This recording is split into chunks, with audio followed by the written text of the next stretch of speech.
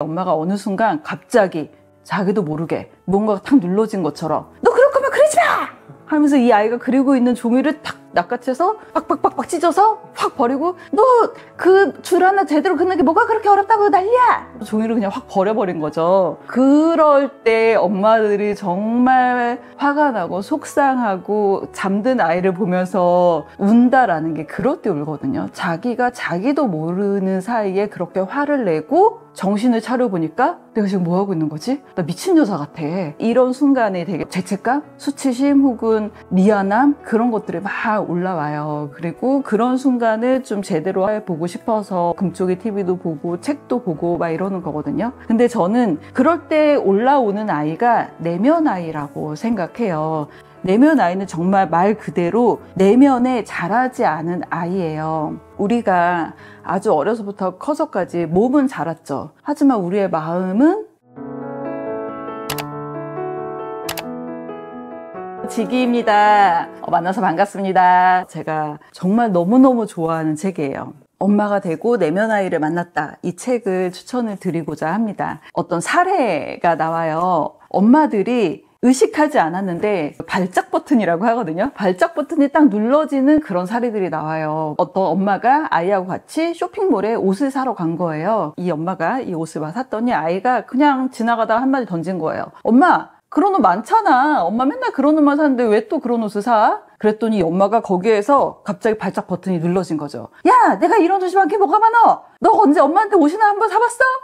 그래서 막 쇼핑몰에서 막 화를 내고 엄마들이 자기도 모르게 발작 버튼이 눌러지는 그런 순간들. 또 다른 예도 나와요. 아이가 그림을 그리는데 막 뭐 이렇게 삐뚤삐뚤하게 선을 그리니까 이 아이가 계속 그 선이 마음에 안 든다고 지우개로 지우고 다시 그리고 지우고 다시 그리고 괜찮은데도 다시 그리고 이러는 거예요. 엄마가 옆에서 도와주려고 야, 자 갖다 줄까? 자 대고 한번 그려볼래? 이 정도면 괜찮아. 별로 삐뚤어지지 않았어. 그런데 이 아이는 계속 안 돼. 똑바로 그려야 돼. 안 돼. 이거 이상하단 말이야. 하면서 계속 짜증을 내는 거예요. 근데 그거를 보면서 이 엄마가 어느 순간 갑자기 자기도 모르게 뭔가가 탁 눌러진 것처럼 너 그럴 거면 그러지 마! 하면서 이 아이가 그리고 있는 종이를 탁 낚아채서 빡빡빡빡 찢어서 확 버리고 너 그 줄 하나 제대로 긋는 게 뭐가 그렇게 어렵다고 난리야! 종이를 그냥 확 버려버린 거죠. 그럴 때 엄마들이 정말 화가 나고 속상하고 잠든 아이를 보면서 운다라는 게 그럴 때 울거든요. 자기가 자기도 모르는 사이에 그렇게 화를 내고 정신을 차려보니까 내가 지금 뭐하고 있는 거지? 나 미친 여자 같아. 이런 순간에 되게 죄책감, 수치심 혹은 미안함 그런 것들이 막 올라와요. 그리고 그런 순간을 좀 제대로 해보고 싶어서 금쪽이 TV도 보고 책도 보고 막 이러는 거거든요. 근데 저는 그럴 때 올라오는 아이가 내면 아이라고 생각해요.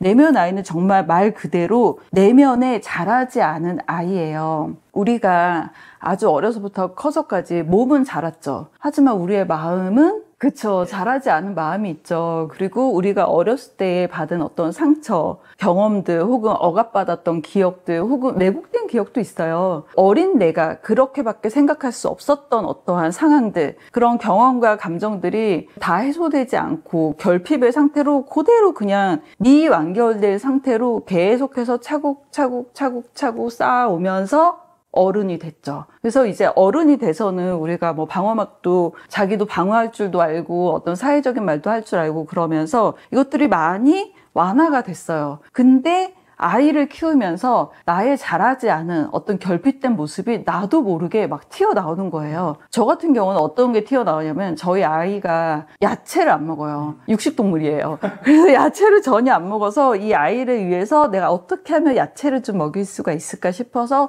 막 이렇게 되게 조그맣게 막 자르고 예쁘게 이렇게 만들고 막 해서 안 보이게 막 정성스럽게 요리를 이렇게 차렸어요. 근데 아이가 한 입 딱 먹고 뭐야? 당근 들어있잖아. 시금치 들어있잖아. 안 먹어. 이래요. 그러면 그때 정말 화가 막 나요. 야, 엄마가 이거를 하려고 얼마나 노력했는지 알아? 너 지금 뭐 하는 짓이야? 됐어, 먹지 마!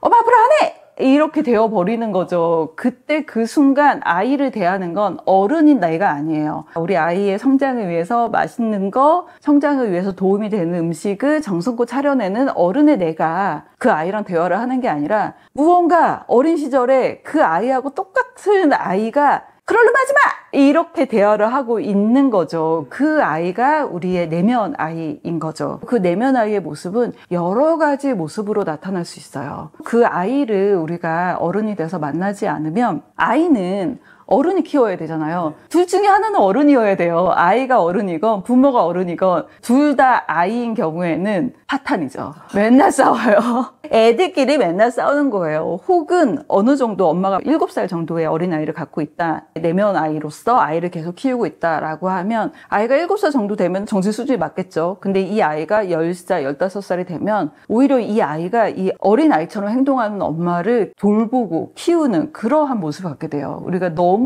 일찍 어른이 되어버렸다. 너무 조숙해졌다라는 아이들이 그런 모습을 보이죠. 좀 짠하죠. 그 어린 시절에 어떤 가져야 하는 성장 단계별의 어떤 안정감, 자의식 이런 것들이 다 만들어지기 전에 누군가를 돌보는 사람으로서 어른의 역할을 해야 하는 거잖아요. 그러면 분명 거기에 자기 또한 결핍이 생기게 되죠. 그렇기 때문에 엄마가 되고 나서 정말 어른으로서 아이를 돌보기 위해서는 엄마가 내면 아이를 만나고 자기 안에 있는 아이부터 좀 성장을 시키고 그 후에 아이를 정말 내 아이를 어른으로서 키우고 돌보자라는 이야기를 하기 위해서 이 책을 가지고 왔습니다. 이 책의 특징에 대해서 말씀을 드릴게요.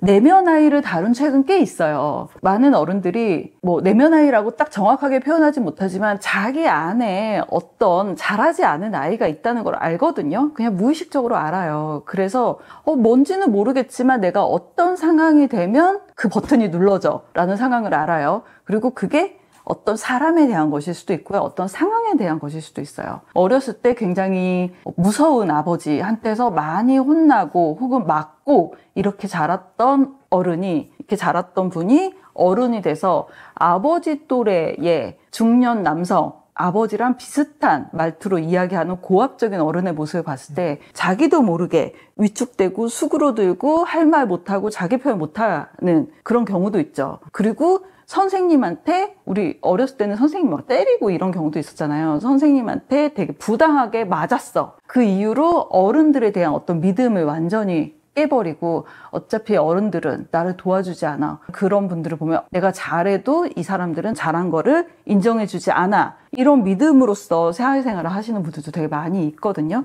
근데 그 내면 아이를 다루는 그런 많은 책들을 가장 유명한 책이 있어요. 거의 대학 교재예요. 되게 두껍고 무겁고 되게 커요. 그리고 되게 좋아요. 네, 저도 그 책을 봤는데 너무 좋고 활용할 부분도 되게 많았어요. 근데 다 읽기가 너무 힘들어요. 꼭 엄마만을 위한 책이 아니기 때문에 실질적으로 바쁘고 아이를 키우면서 나의 어떤 이 발작 버튼이 일어나는 거에 대해서 좀 성찰하고 싶다, 이거를 좀 없애고 싶다라는 분들한테는 오히려 이 책이 더 맞을 수가 있는 거죠.